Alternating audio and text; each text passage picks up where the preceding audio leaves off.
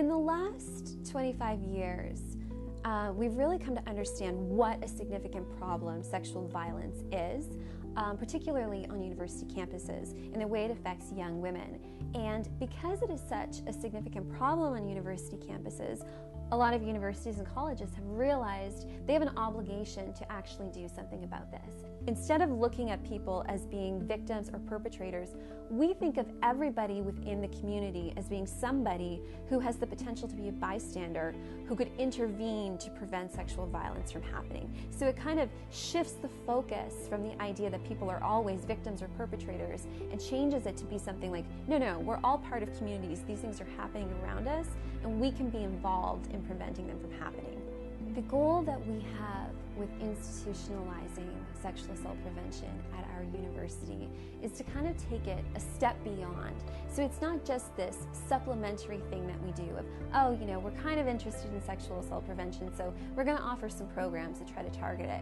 We want more than that. We want it to actually be built into the values of our institution, and we want it to be explicitly something that is taught to our students, so that sexual assault prevention through bystander engagement is a principle that they all learn and that they all leave their educational experience with. Sexual violence is not an individual level problem. It's a health crisis, a public health crisis. And so it needs a solution that is community oriented and that actually activates all of the people in the community and gets them invested in the prevention of this problem. We're looking for basically a tipping point or a critical mass kind of situation where we educate enough students in how to be effective peer facilitators that they then go out and educate other students in the broader campus community about this problem, and eventually the majority of people on our university of campus, by the time they leave, will have received education on sexual assault prevention.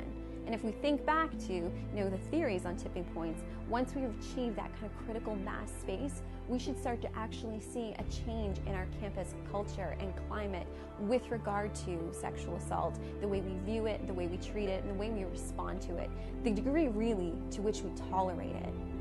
I don't think it's the case that people don't engage in sexual assault prevention or other social justice initiatives because they don't really care. I think it's because they haven't connected it to their own lives, or they don't have practical strategies for how to actually be involved in productive and meaningful ways that they feel will affect change. Our program, our institutionalized program, is about giving people the tools and the strategies to actually do that. And in doing so, I really think that what we are looking at is a vehicle for social transformation. I am not a victim. I am not a victim. I am not a victim. I am not a perpetrator. I am not a perpetrator. I am a bystander.